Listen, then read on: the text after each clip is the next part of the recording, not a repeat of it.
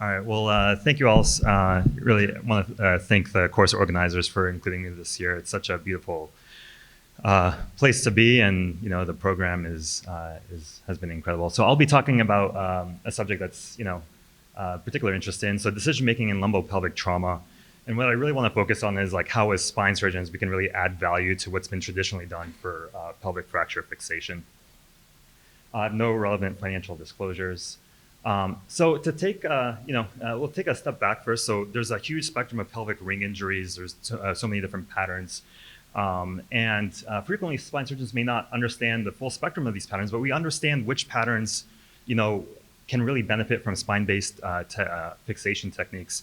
On the flip side, the orthopedic trauma surgeons, who are the gatekeepers for a lot of these injuries, often don't understand the capabilities of modern spine instrumentation, the advances in minimally invasive surgeries, and the capabilities of our newer instrumentation and techniques.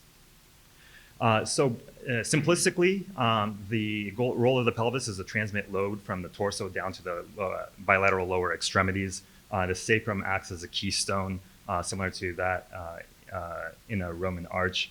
And the injuries that we're really concerned about are the ones where this load transfer is disrupted. There are several sort of sacral-based classification systems. So the Dennis and Isler classifications are really pertinent to vertically oriented fractures, and the Roy-Camille classification and subsequent modifications are really focused on transverse components. So going forward, we're going to have two big buckets of pelvic ring injuries, those that are vertically oriented and those that have a transverse component. The prior three classification systems were all sort of combined together into this more complex AO spine sacral classification system. This was a combined effort between AO spine and AO trauma, and really captures all the patterns. But here we also still see that the vertical patterns are all grouped together, and the transverse patterns are also grouped together. So spinal pelvic fixation, so the things, the techniques that we're all accustomed to doing have largely been limited to injuries where there's a transverse component. Such as the sacral U here, where there's a fair amount of sacral kyphosis. However, the role for spinal pelvic fixation in pelvic injuries where there's a vertical fracture line still is in its infancy, and this is sort of one where I think we can really guide the ship to provide added value. So in terms of, we'll talk about the transverse patterns for the things that we need to consider when we see these injuries. One is the degree of sacral kyphosis if it's present, the neurologic status of the patient, and whether or not the two hemipelvi are connected to each other. So in the U-type fracture, the two ilia are connected to one another, whereas in the H, that medial lateral diastasis is potentially an issue that needs to be addressed. So this was a young paraglider in his 20s who came in with the sacral U, and he came in with about 40 degrees of sacral kyphosis. And so if this fracture heals in this position, he's going to need a lot more compensatory lumbar lordosis by an equivalent amount to maintain his head above his hips. And so we always think of pelvic incidence as something that doesn't change, but this is the one thing that changes someone's pelvic incidence, okay? And what we do know is our goal is to reduce this fracture so that we could restore their pelvic incidence and thereby their sagittal alignment. And studies in this trauma population show that if we don't do this, there are this malreduction or residual kyphosis has been correlated to pain and disability scores.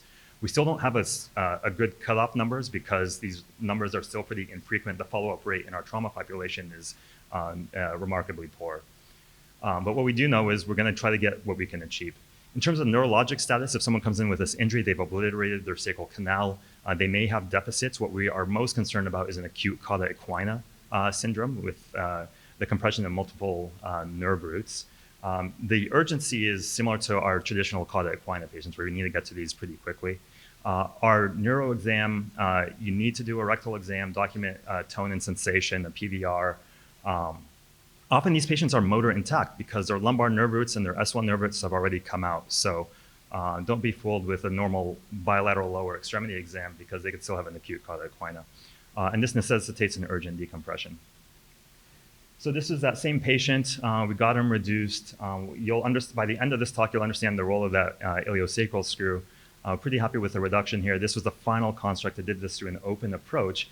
And what I want you to look at is just even supine, just the amount of lumbar lordosis, the resting lumbar lordosis in the supine position, just by correcting that, how that changes. Because that's the driver for treating this acute deformity.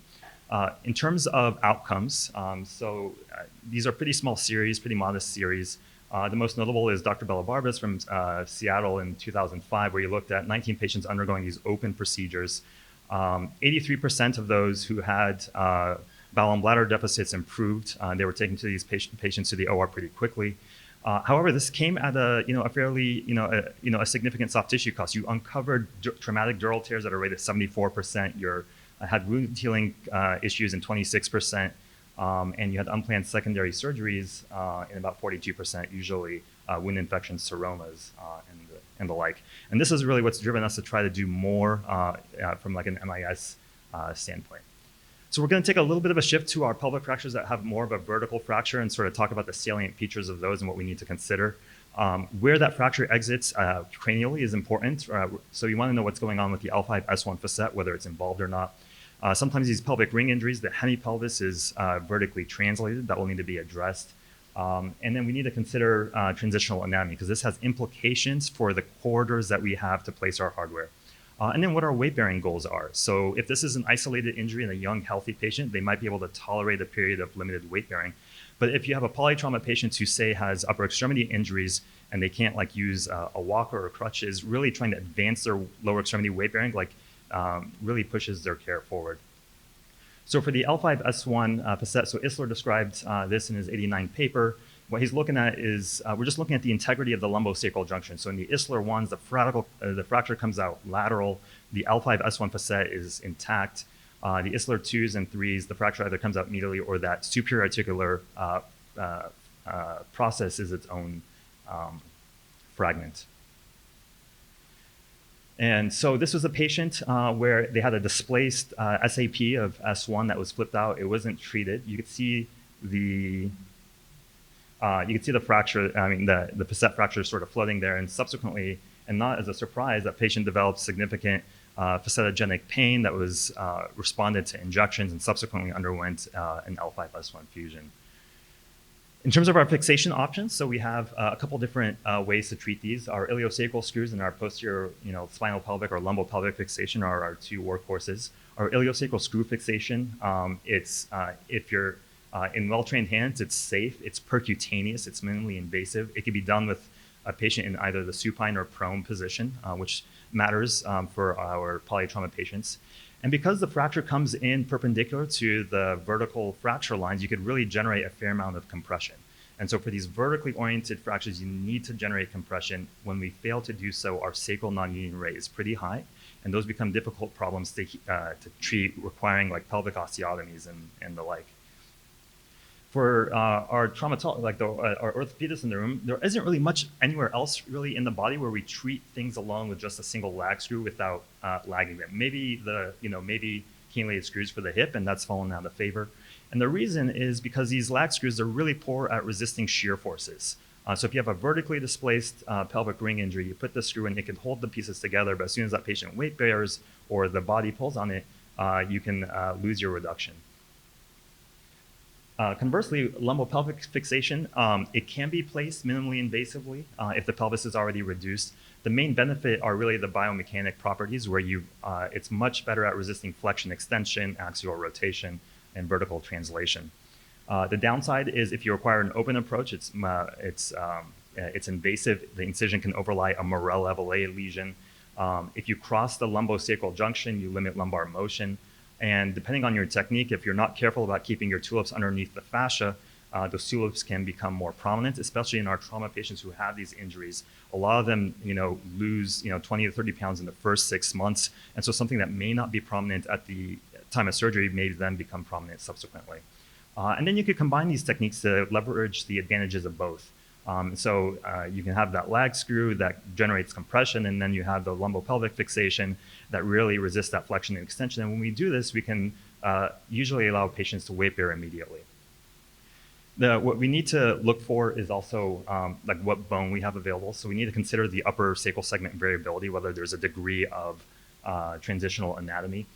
So in a non-dysmorphic patient, so this is our standard patients, you can fit a transiliac transsacral screw all the way across from one ilia to the other. In our dysmorphic patients, in which the upper sacral segment is a little bit more lumbarized, if you try to do that, you're going to bag the L5 nerve roots bilaterally, which is not advised. So there are factors to consider in terms of our vertical fractures, which are traditionally only treated with iliosacral screws, the L5-S1 stability, the resistance to vertical translation. All these reasons are really, all things that, spinal pelvic fixation can really help move forward. So how do we do this? How do we develop a plan? So the things that we need to ask ourselves when we're treating these injuries is, do I need to fuse L5-S1 or not? How am I going to reduce the fracture? And how am I going to place the iliac bolts, and the utility of a cross connector? To fuse or not to fuse, for me, it's a simple question. So our displaced L5-S1 fractures, those we're really electing for a primary fusion. For our non-displaced fractures, you just need to talk to the patient. I generally prefer not fusing it, especially if I'm not otherwise going to go up to L5. But then talking to patients and letting them know that we just need to see how this plays out. Or if you're doing an L5 to ilium, you can talk to them about potentially taking the hardware out. It just needs to be a conversation where they expect, where you lay out what may happen in the future. In terms of when we're doing these open or percutaneous, usually if someone needs a sacral decompression, we're doing this open. If you can't reduce the sacral kyphosis with closed or percutaneous means, especially if you're getting to these after a couple of days, you might need to put a cob to leverage that fracture to get it reduced. And then sometimes our pelvic ring injuries that are vertically translated need an open approach from a pelvic standpoint. So our percutaneous fixation, the ideal patient is a patient where the pelvis has already been reduced by by the traumatologist. Once it's reduced and it's no longer an urgent or emergent, you can schedule that a couple days later in where it fits your schedule. And really the supplemental fixation, our goal is really to allow for immediate weight bearing. In terms of placing our pelvic screws in the setting of trauma, the hemipelvis is a little bit more mobile. You can do these freehand, but you can't really, you can only identify a breach after one is created. Our traditional fluoroscopic techniques utilize the teardrop view, which is a great confirmatory view, but it's hard to actually instrument and do your screws because the boom is in the way when you're getting your teardrop. And then with navigation, you just need to be careful with how you do it because, again, the hemipelvis is mobile. But you also need to remember that it only provides you with a projection and not a live view. And because our trajectories come in pretty tangential with the iliosacral joint, it's pretty easy to deflect off and end up in the pelvis, especially because we're drilling at lengths that are usually longer than pedicle screws that we're usually, that we're comfortable drilling. So, and you can end up with something like this. So in order to get these screws in, all you need is a start point, a medial lateral trajectory, and a cranial caudal trajectory. And so what we've moved to is still using the teardrop. There's value in that and getting your start point. But then using the iliac oblique to guide our cranial caudal trajectory. So there you can clearly see the notch, you clearly see the hip, the AIIS. And we just aim towards the AIS, and that pink is just our quarter. We're just looking down the teardrop from a perpendicular view. So this first panel here, we're aiming to distally into the notch. The other one, you're aiming to cranially. You're going to be in the iliacus muscle, maybe hitting the iliac vessels.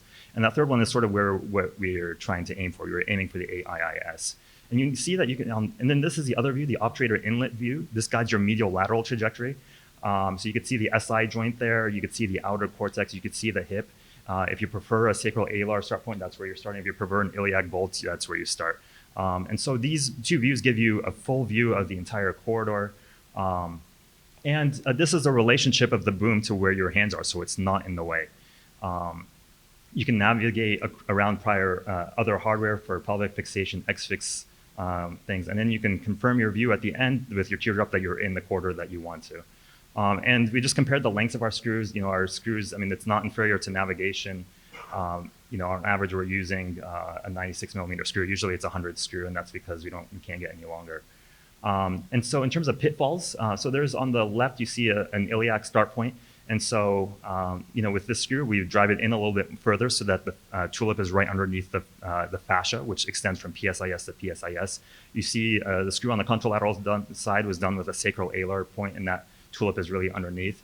We could probably go another 20 millimeters on that screw, and that was 100. So we'll use just do a couple, case examples. So this first case is a case in which we're using our spinal pelvic instrumentation as supplemental fixation to advance weight bearing.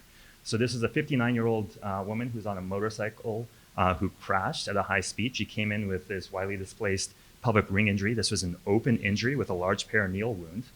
She had left lower extremity deficits that were attributed to her lumbosacral plexus injury. She also had a T12 chance fracture and bilateral distal radius fractures. So the distal radius fracture is pertinent because it's going to limit her ability to get around if we don't advance her weight bearing.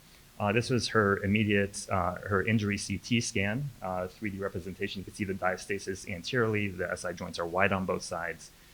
She initially went with our trauma colleagues and my orthopedic trauma colleagues for a washout of the wound, an external fixator, a colostomy, which is pretty common, especially with these pretty contaminated perineal wounds to help with wound healing.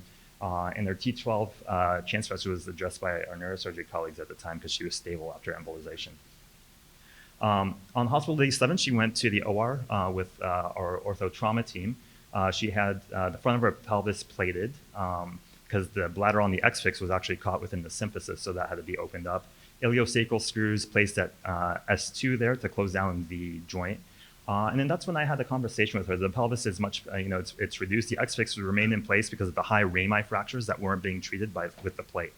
And so at this point, if we don't do anything else, this would be completely adequate treatment, but she'd probably be touchdown weight bearing on the right, on the less severe SI joint side, and non-weight bearing on the left for 8 to 12 weeks.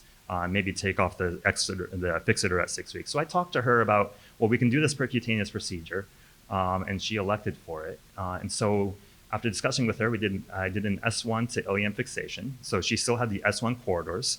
We didn't go over we didn't cross into L5, so we don't have to do a hardware removal later. Did a percutaneous cross connector to connect the hemipelvis, and we're doing this through like a 4 or 5 centimeter incision, where it's tunneled underneath the fascia. The iliac screw, and we can talk about the technique, but that's another conversation. And so at 1 week, she was able to discharge with an AFO because of her lumbar plexus injury. She had a foot drop. And when she came into clinic using a walker independently at 3 weeks, and by 6 weeks, she was not using any assistive devices. And if we hadn't done the supplemental fixation, she probably would have started to weight bear at the 8 to 12 week mark. The second example is one where we're usually actually leveraging the spine to get the pelvis reduced. And so this was a 42-year-old guy who had jumped from 4 floors. He came in tachycardic and hypotensive. Was taken to initially this pelvis injury was recognized. A pelvic binder was placed. He went to IR for embolization to treat an arterial bleed. He had a number of other injuries, including bilateral open foot injuries. And so on the first day he went, after his IR embolization, he had his pelvis provisionally fixed. He had INDs of his bilateral open foot injuries. This is him in the external fixator. These vertically translated patterns are really difficult to control with just an X-fix. And so the goal of the external fixator is just to bring the pelvis, to reduce the pelvis volume. And the question is now, what do we do from here? So we see that the symphysis is disrupted. You have a wide SI joint on the right. The hemipelvis on this side needs to be brought down and brought over to facilitate union. So we went to the in the back, despite his injury, his L5-S1 joint was actually pretty intact. So the decision was not to consider a fusion for this. So he went with one of my colleagues who got an anterior plate. I got the symphysis reduced. The iliosacral joint there was lagged with an iliosacral screw, which really closed down that joint pretty well. A second screw was placed for good measure. And then at that point, the patient was turned prone. So this is the approach. So it was an incision, but you can see the traumatic nature of this fascial disruption with these high-grade injuries, which is sort of why we want to limit our dissections in this. And the question is now, how do you bring down this hemipelvis? And so similar to sort of how what Aleka's described with like the kickstand screw and distracting, we're doing something very similar. So putting a 4-5, just a regular trauma screw that's cannulated into L5, another one into the ilium. And this really goes back to one of the principles, Archimedes was really, fascinated with the lever, and he had this, it said that give me a firm place to stand and a lever and I can move the world. And that's really our spine in these injuries is our place to stand and what we can leverage to bring that hemipelvis down. So we use this young Bluth clamp on the right over there. You see one tine is on L5, the other one's in the ilium. The sacral ala is there in red. And you can see as we distract, we're bringing that down. So once we get it symmetric to the other side, all we have to do is compress, and we do that with an iliosacral screw and a clamp. And then once the iliosacral screws have provisionally held everything, we remove our 4 or 5 screws, place our spine fixation. And because of a soft tissue injury, we elected not to do anything for the contralateral side. This is his reduction here. Again, that's our 100 millimeter screw. It's tucked underneath the fascia. At 7 months, I removed his hardware. You could see, so I had broken off the provisional screw, the 4-5 screw. You could see that's still in the bone, and because it was doing quite a bit of work, elected to keep that in. And at 18 months, at final follow-up, his main complaint was really his, consequences of his bilateral open foot injuries.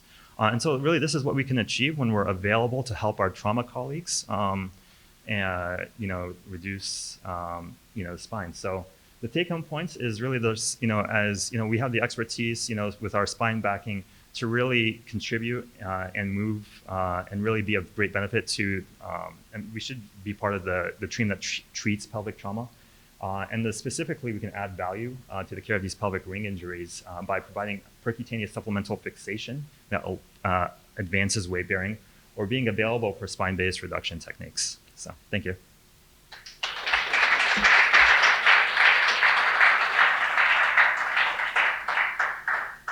It looks like there's a question in the back there.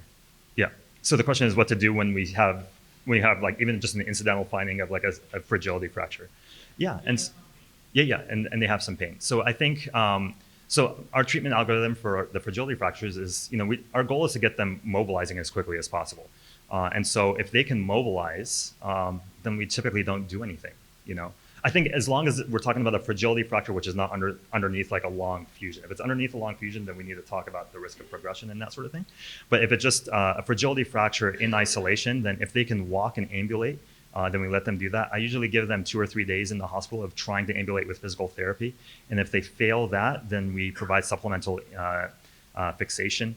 Depending on the corridors, I think a lot of times in those patients, just transiliac, transsacral screws are sufficient. And we've had pretty good results. But we do a trial of mobilization first. If they're able to mobilize, that's the best outcome. If they can't mobilize, then we'll add some supplemental fixation that provides enough stability where their pain is usually improved and they can mobilize.